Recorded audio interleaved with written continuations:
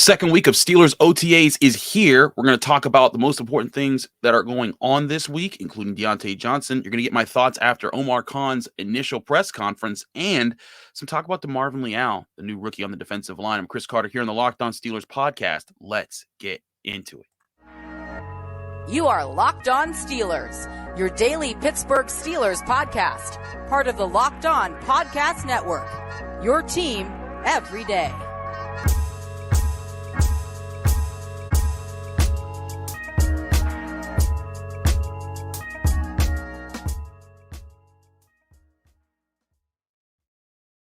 And welcome to the Locked On Steelers podcast. I'm your host, Chris Carter, bringing you your daily dose of all things in the Pittsburgh Steelers. As always, you can find this show on Apple, Spotify, Google Podcasts, Odyssey, and YouTube. If you're watching this video on YouTube, hit the like button on this video if you enjoy it. Hit the subscribe button to get all of our daily Monday through Friday episodes, as well as our breaking news updates and our bonus episodes that we release from time to time. We thank you for making the Locked On Steelers podcast your first listen every day.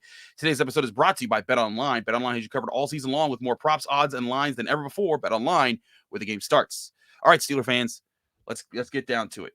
Week 2 of OTAs is here, which means minicamp is next week, which is when we're going to see some very interesting things. When I say very interesting things, I'm of course talking about players showing up, because there is a penalty if you miss minicamp. It is the $88,000 fine.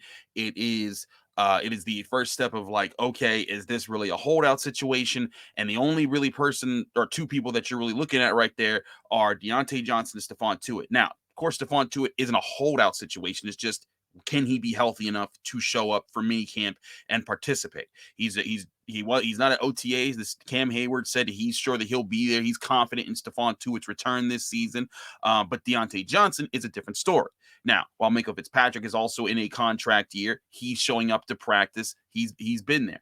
Diontae Johnson hasn't been. So there's been the question: is Diontae Johnson going to hold out this year? Is he going to really try to force his hand to say, hey, you need to do this? Now, nobody, he hasn't said that. Nobody said that. Chase Claypool acknowledged last week, as we talked about on the Friday episode with Jenna Harner. Chase Claypool was like, listen, Diontae Johnson works hard all the time. He's probably working out harder than he was, at wherever he's at, than the Steelers are at OTAs right now. And there's merit to that, because when you're at OTAs, you're running certain drills, but there's downtime. There's time where you're kind of letting other guys go in, and when you're doing team drills and going over plays, you're kind of watching other people. And sure, you can help out the younger guys, but it's less time focusing on you. So this might be Diontae Johnson's way of doing that. For example, Troy Polamalu wasn't big on OTAs. He had his own routine. The Steelers trusted him to do that. He came when he needed to, and when it was mandatory, he was there and he was leading. But I want to say this because I see some people out there trying to make Diontae Johnson not being at OTAs this huge problem that's going to boil over into the season. I don't think it's going to be that. If he doesn't show up for minicamp, we'll have that discussion. But I really think that Diontae Johnson is just in a position where he feels that he's put a lot in. I know some Steelers fans are like, he hasn't done enough to say anything like that yet. But Diontae Johnson has put in some serious work. This was a guy who finished, I believe, 6th in receptions last year, 10th in yards, 10th in first downs gains of all wide receivers. And he did all that while having the most limited version of Ben Roethlisberger in that quarterback's history. So I say all that to say, Diontae Johnson, I think, is working on what he needs to work on. He also knows he can't really afford to hold out this year and not show NFL teams what he's got. Because if the Steelers give him a deal, and I've been right on this show, I've been here to say, I don't think the Steelers should give him a deal before this season. I think they should see how he plays this season. At the end of next season, you cross that bridge there. And if he blows up, and you handle that when you handle that. But there are two ways to look at this if you play it that way, the way the Steelers will play it with Omar Khan. We'll get to Omar Khan in just a little bit here. But there's two ways that I see that could be really beneficial to the Steelers if Diontae Johnson balls out. Because here's the thing.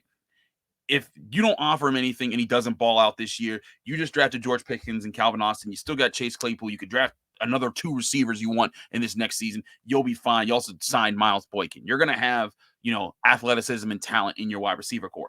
But if you're worried, if the Steelers don't pay Diontae Johnson right now, bad things are going to happen because of the situation. I give you 2 ways how this works out positively. Way number 1, he blows up and And the Steelers are like, you know what? You are the number one receiver that we drafted to be. You are the best guy that we have, and we want to keep you around. We'll pay you $19-20 million a year. And I know some people thinking, that's crazy, Chris. That's crazy, Chris. But when you look at wide receiver money right now, what people are getting, that's around the price that you're going to be paying for wide receiver one. I talked about this on Friday of the Locked On NFL podcast with your boy Q about other guys like A.J. Brown, Terry McLaurin, big names, DK Metcalf, and the numbers that they're going to be commanding. The wide receiver market is getting crazier and crazier as far as how much money people are spending for wide receiver ones. That kind of money isn't crazy for Diontae Johnson when you look at the expanded salary cap over the next few seasons. If Diontae Johnson has a superstar year, and I mean a 10 touchdown, 1,200 type of yards, untouchable, the drops problem doesn't even appear at any point in the season. You look at that and you say, you know what? You got a young quarterback. You got all young quarterbacks. Whoever wins the job this year, you want them to have, if he has that kind of a year with whether it's Mitch Trubisky, Kenny Pickett, or even Mason Rudolph, you want that number one receiver back the next year if he proves that, and you want him for the long term. So I would say, way number one, if he does it, he's worth it. If he's a star receiver, not even super, if he's a star receiver and he's killing the game, you bring him back and you're happy about it. You got no complaints. You're like, all right, we paid a wide receiver. You're not paying a big money quarterback right now. This is fine. This works. The other way around that this works is if you can't afford him, say he's amazing and he just outprices you because you paid a lot of money to TJ Watt already. You're about to pay a lot of money to Minkah Fitzpatrick. You might pay a lot of money to Ahkello Witherspoon or somebody to take up the cornerback position. You might spend big on a few other areas. You might say, hey, you know what? We just can't spend big at wide receiver right now because of our other needs. You may go and invest in the offensive line, something like that. All those things happen. Guess what happens if Diontae Johnson has a super blow up year this year, and then someone pays big for him in free agency? Right, comps. You know, I didn't even need to say it. Most of you are probably thinking right there because I know our Steeler Nation has a lot of very smart fans who think this way. That's how this plays out. If he has an amazing year, you lose him, and he gets paid big money, and you get a good comp pick. If he has an amazing year and you can pay him, great. You have an amazing receiver on your roster. I don't see how this plays out in a bad way. I think that Steelers fans are nervous about things. It's a nervous time. You got a new defensive coordinator, a new GM, new quarterback, and you don't know who that new quarterback is going to be. If you think it's Mitch Trubisky, you could be right, but you're not. You don't know for sure. And I don't care how many times Tony Serino comes on this show, he can say, oh, it's definitely going to be Mitch. He could be on the Trubisky train and all that stuff and Mitch Magic. You don't know for sure it's going to be him. You don't know for sure. And for anyone who thinks it's Kenny Pickett, you don't know that for sure neither. Point is, there's so many uncertainties. I get it, Steelers fans. There's a lot to be concerned about. But Diontae Johnson and whether or not he does well this year, to me, isn't that big a concern. I think he will have a very good year. I think that with Mitch Trubisky or Kenny Pickett or even Mason Rudolph, I think it should be Mitch Trubisky or Kenny Pickett. But if it gets to the point where where it's one of those guys, I think he can get the kind of separation with those guys' arm talent and their athleticism and be able to move in the pocket. He can be a dangerous receiver that gets even bigger numbers this year and gives a lot of defenses headaches. And if he does that, the Steelers are in a great position because I said there's one of two ways that can work out if he has a great year. Either A, you keep him, or B, you get a comp pick for him. And either way, I think the Steelers went out in that situation. But this is how the Steelers manage that situation financially will be up to Omar Khan, the new GM. We talked about that briefly last week when it was announced that he was GM. I got to sit in on the press conference and ask him a question along with other Steelers reporters on Friday during his introductory press conference. I'll give you my thoughts on that and why. A question I asked Tony last week about Omar Khan and will there be some changes in how things work.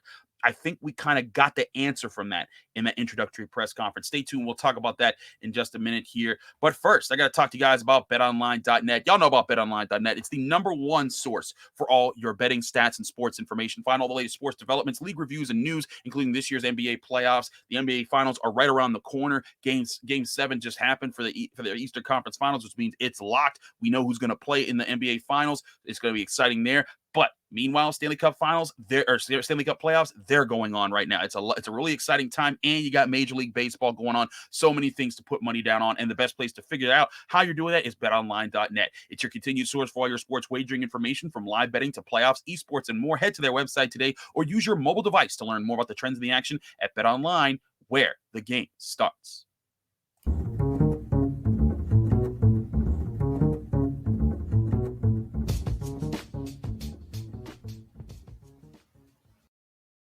Back here on the Locked On Steelers podcast, I'm your host, Chris Carter. You can follow me on Twitter, Instagram at Carter Critiques. We thank you for making the Locked On Steelers podcast your first listen every day.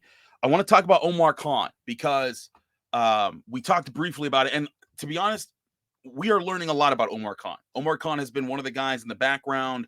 Everyone's always known him as the numbers guru. That's how he's been talked about in the public eye. This was the most we've gotten to see really him talk about a lot of different things. And if you remember last week's episode, I believe it was Thursday because Tony was on Thursday. We asked the question, is this a sign of a shift in how the GM, the front office for the Steelers is going to operate? And if you read my work at SteelersNow.com, where I do all my Steelers writing, check that out. We have a lot of great stuff there. It's free. You can get it any point in time. But you read my article after the press conference is over. I said Omar Khan plans to uphold Steelers continuity and smooth transition. You can get all the quotes that I got that were there, and so, one of the questions that I asked him, and the questions that everyone else was asking him. But the bottom line to me is that Omar Khan is here to keep the Steelers ship pointed in a similar direction. There might be some changes in how they're going there. There might be some, I'm not a navigator of the sea. I'm not a captain of a boat, so I don't know many boat things. But I can say, I guess they're changing how their sails work. I don't know. I shouldn't have gone with this analogy. It's dumb, but you get my point. There might be some things that change, but the direction they're going will be the same. And we get this because when asked, Omar Khan was basically said there's not going to be a lot of change here. I obviously have some ideas here that I want to implement and put in place, but I don't see a lot of change. Even Mr. Rooney, Art Rooney II, said, obviously, we picked the guy that we know very well. We're excited. We know Omar, and Omar knows us. I think it will be a smooth transition. And smooth transition was the word that just kept coming up all day long. Omar Khan talked about his fondness for Mike Tomlin and said he's the most passionate man in football about football. Omar Khan talked about how much as I talked about how Brandon Hunt was tied to Bill Nunn, the legendary Steelers scout who's now in the Pro Football Hall of Fame and helped build those 70s teams that the Steelers had. How he worked alongside for Kevin Colbert in the front office for the last 12 years. Omar Khan was even closer. He was there for 21 years. He worked alongside Kevin Colbert for all but 1 year of his time with the Pittsburgh Steelers. And when Omar Khan was talking about, he talked about how he has a great friendship with Bill Cowher, and Bill Cowher gives him advice. How cool he is with Joe Green, and he started just rattling off Steeler name after Steeler name after Steeler name after Steeler name. This is a guy who gets the history. This is a guy who gets the direction. And if you're sitting there saying, okay, Chris, that's all fine and good. He can get history and direction, but if he's just a numbers guy, how does that help with scouting? One thing he pointed out, he's like, hey, I've been around this front office for a while. I get talent evaluation. He's like, I get how this works. And he said, also acknowledged, without saying what they were, he said, I know my strengths and my weaknesses. And I know I need to assemble a staff that reflects that, because that's what great leaders do. You put people around you that help you in the areas that you need the most help with. And maybe that's why they got Andy Waddle from the Eagles and Sheldon White from the Lions. Now, Brandon Hunt's off to the Eagles. That's, pretty much that's been reported. And that was the concern that I had about if Brandon Hunt didn't get the GM position, that he was going to go somewhere else. And by everything I've ever heard, that dude's just as stand up as anybody. So it was one of those situations where the Steelers had to make a tough decision, but it's good to have tough decisions because it means you had multiple good candidates already in your office. But point being, Omar Khan seems to get, hey, I need people that can probably be better at some of these scouting things than I am. And he said, I'm going to be on the road. I'm going to be doing all the things that Kevin Colbert did. He's like, but I've had my hands in all these different facets in one way or another before. It'll just be that they're more in this now. So with Omar Khan, I fully believe that he is ready to take on the full thing. This isn't just the Steelers just saying, oh, we're just going to entrust our entire operations to a numbers guy who doesn't know anything about football. If you think that's what Omar Khan, who Omar Khan is, you're mistaken. And I don't think that that's the case at all. I think Omar Khan is a guy who gets what he needs help with. And he does, like he said, he has his own ideas. The biggest change that I think could come of this is we've been used to for the past 2 decades, more than 2 decades, of how the Steelers draft, how the Steelers, where their strengths are. For example, everyone knows if the Steelers draft a receiver, most of the time they hit. They had their busts, the Lima Swedes, the Troy Edwards, but those are few and far between. They have plenty of guys who really work out for their draft picks at the wide receiver position. Maybe with the changing of some guards here with Andy Weidel and Sheldon White and the guys that maybe those strengths shift. Maybe wide receivers become a weakness. Maybe cornerback becomes a strength. This is where I'm saying is that this is where I think the idea of the Pittsburgh Steelers will still be headed in the same direction. They want to build a strong roster. He even said he's not changing how they negotiate contracts. They're not going to negotiate anything during the season. He acknowledged those principles will stay in place. And I think that's another item here that's really important about Omar Khan is him talking about the principles staying the same. The belief system, the philosophies, those I think are all going to stay the same with the Steelers. Now, what might happen as far as scouting and what their strengths are and how they organize and who they prioritize, maybe that changes a bit. But I fully think that a big part of this is Omar Khan is going to be in a position where the Steelers know, hey, the salary cap, you hear me talk about this all the time, the salary cap is going to boom in the over the next several years. I mean, it's already booming. It's getting bigger this year. It's bigger this year. It's going to be bigger next year. It's going to be bigger the year after that. And as this is happening, we're going to keep having a different understanding of what each position should be paid and what should be the priority, what should be the percentage, the proportion of how you pay different positions. And if you have a numbers guru, a guy that's been the mastermind behind keeping together your teams for as long as you could to stay competitive, maybe he's the guy on top of the guy that oversees everything that you want guiding yourself in that direction. And to me, that makes a lot of sense. Again, Brandon Hunt was the guy that if you had told Chris Carter, who's not in the Steelers organization, doesn't see everything behind the scenes, I just report on him. I go to the meetings, I go to the availabilities, and I see and I tell you what I think. If you had told me, I would have picked Brandon Hunt. But I also tell you, I've heard a lot of great things of respect for Omar Khan. And if the Rooney feel that's the right decision, that's the decision you ride with. If you're a Steelers fan, you trust the Rooney family. They've brought you the continuity and success that you have enjoyed for so long. And I know if someone says, oh, about 3 playoff wins, shut up. We're talking about a lot longer than just the past few years. We're talking about how Steelers fans, as a person who was born in 1989, I have not seen the Steelers be irrelevant for most of my life.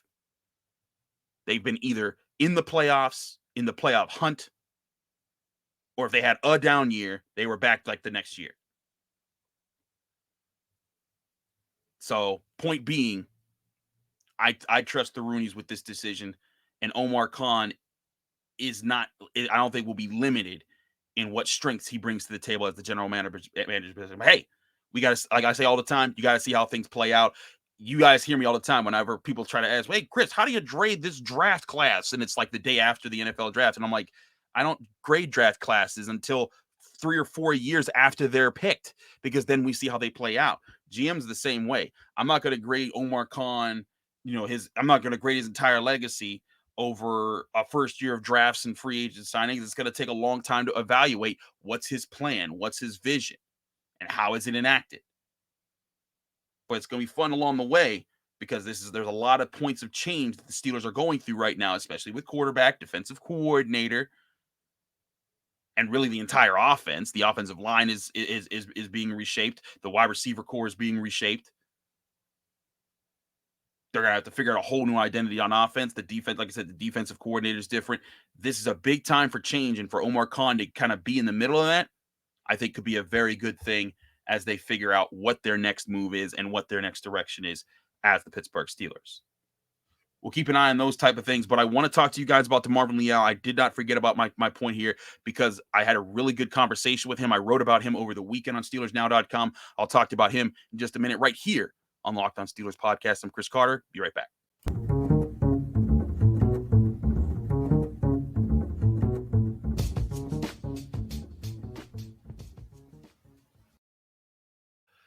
Back here on the Locked On Steelers podcast, I'm Chris Carter, your host. You can find me on Twitter and Instagram at Carter Critiques, and read me at SteelersNow.com. Now, an article that I wrote was about DeMarvin Leal, of course, the defensive lineman from Texas A&M. The Steelers drafted in the 3rd round. There's excitement behind Leal because of his versatility. He had 8.5 sacks in his final year at Texas A&M. He played a lot on the edge, played a lot over the tackle, played a lot outside. But there's a question, can he help inside? And I've given you my opinion on this. I think that he's still going to be more of a tweener. I think that he's a guy that will sometimes line up on the inside, but they will be happy to make him a spell guy on the outside as well. I think that because of his athleticism and his ability to make plays in space, they're going to find different ways to help him beat offensive, get him to help beat offensive lines in different ways. I also said all along, I don't think his being drafted has anything to do with Stephon Tuitt. But when I talked to DeMarvin Leal, I got a very interesting perspective as far as how he's approaching camp. Now, we told you that he said he's up to 300 pounds or close to 300 pounds. He confirmed that when I talked to him. He said, yeah, basically I'm right around there. So that's good defensive line playing weight. That tells me, hey, that's inside weight. You're going in there to bang. You're going to be knucking with the big boys, the centers, the guards, and you're there to get stronger.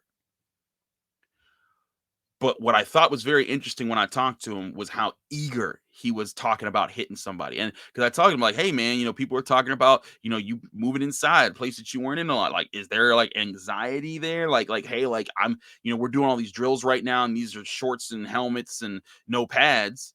But you can't be physical. You can't know if you're going to be good on the inside just from rookie camp and OTAs and minicamp. That's just not how it works. You're going to just see training camp and knock some heads and get physical and test things out and see how you do, and then do it in preseason and see how you do in preseason. And then when you get to the regular season, it's for real. And are you ready for that? And I asked him, like, is there an anxiety for that? Because that's natural. If that's not a strength of yours and you are thinking, I'm going to be going up against the best in the world, at that. And he said, no, it's an excitement. And I liked his response. He talked about how right now he's trying to get to the point where he can get physical. And he said, quote, inside is a whole different mentality, talking about playing on an interior defensive line. You have to quickly put your hands on somebody. I'm itching to have my hands violently put on somebody. I just want to do something, but I have to focus on being a rookie and get through these mini camps so I can do everything I need to do. That shows the balance of DeMarvin Leal, understanding like, hey, like I know I got to go through everything I got to do right now, learn technique, learn the playbook, learn your adjustments, learn the little things so that when you're ready to be physical, you're on your game. And I think that it's good that he's talking this way unprovoked. I was just like, hey, like, is there anxiety? He's like, no, like, this is what I want to do. I want to show that I can be physical. I want to show how strong I can be at the point of attack. That kind of mindset, I think, is really good for the Steelers, whether they want him inside or outside. And Mike Tomlin even said, like, hey, like, he did come into camp heavier than he was, when he was doing his pro day and doing the combine and everything. But he was like, we didn't tell him that. He assumed that. He's like, we're looking to learn how his body works. Like, we're looking to learn how he does things. And to me, I think that's the cool part about this is that, the Steelers are very open to what he wants to do. And DeMarvin Leal indicated to me, he's very open as well. He says, I want to play anywhere from 0 to 5 technique. Now, if you don't know techniques, that's just what gap you align in. Like 0 is like right on the center, 1's to the right or left of the center, and then it goes, the higher the number, the further out you are from the interior of the offensive line. So when you hear 5 technique, you're talking way out by the tackle. So that being said, he's talking about how he wants to continue to be this versatile tweener. And this was what I was saying. I think the Steelers were excited to get. They want a player who can line up on the inside and help out there, but also line up on the outside and give people problems. They like versatility. They like being able to disguise what they're doing, because when you have a formation where your front, let's say your front, you bring out 6 dudes up front, and it's Cam Hayward, DeMarvin Leal, Stephon Tuitt, if he's there, TJ Watt, Alex Highsmith, Devin Bush. So that's what? 3 defensive linemen, 3 linemen. So yeah, that's 6 guys right there. So you're thinking, okay, that's 5 pass rushers, right? Well, we all know TJ Watt can drop into coverage and be effective. We've seen Alex Highsmith do it. He even picked off Lamar Jackson one time. You could be in a situation where DeMarvin Leal kind of can line up inside or around Watt or Highsmith, and make it a guessing game. Who do you have to block? Do you have to block all 5 of those guys while Devin Bush is kind of your lone linebacker, or do you disguise it so that, TJ Watt or Alex Highsmith are your coverage guys? This is the flexibility that having players like this gives you. Now, granted, DeMarvin Leal has to go a long way before he can prove that he can be that guy, give you that kind of flexibility. But the idea that he's even thinking about that at this point, thinking about 0 to 5 technique, making sure that he understands where that he has to prove himself on the inside so that he can also be effective on the outside and be the player the Steelers drafted him to be. I just think that's a very good starting point. Again, it's OTAs. It's week 2 of OTAs. We're still figuring out a lot of things. The Steelers are still figuring out a lot of things. If you talk to anybody who's covered OTAs for years, I got like Alan Saunders, who I had on last week, my partner from SteelersNow.com. He'll tell you all the stories. It's like, Chris, there's so many times that they've run plays that I saw in OTAs that I've made mental notes on and say, well, circle that down. I want to see that. And he's like, they never ran it during a season. And he was like, man, that was so innovative. What happened to it? And it just didn't work out for whatever reason. That's part of OTAs. You think all it is are glimpses. This is the Steelers testing things out. These are these players testing things out, especially the rookies. We'll see how things play out. But hearing DeMarvin Leal talk excitedly about being violent, about getting to show his strength, about being able to put hands on and show, hey, I can play physical on the inside, while also keeping in mind that he wants to be versatile. That's as good a start as I think you can say mentally for where he's at. And he talked about how he's not just learning from the Cam Haywards and the Tyson Lulus and the Chris Warren, the guys who are older in the room, but he said he's learning from Isaiah Loudermilk, Montrevious Ant, like the younger guys on the defensive line. And he said they offer good perspectives too. To me, that's a young rookie who has his head on straight and is paying attention and is taking in everything that he can. So again, good sign, Steelers fans. We'll see how things play out as OTAs begin Tuesday this week, Tuesday through Thursday. Want to say happy Memorial Day to everyone out there. But hope everyone had a great weekend. Hope you got some time to hang out with your family. Hope you got to enjoy the sun. It was really sunny out here in Pittsburgh. It was a nice time. It was barbecue. So I hope that you guys had a great weekend. We thank you for joining the Locked On Steelers podcast. As always, you can find us on Apple, Spotify, Google Podcasts, Odyssey, and YouTube. If you watch this video on YouTube, hit the like button if you enjoyed it. Subscribe to our YouTube channel to get all of our daily Monday through Friday episodes, as well as our bonus episodes and our breaking news updates. Thanks again for checking us out. We'll be back tomorrow with more on your Pittsburgh Steelers.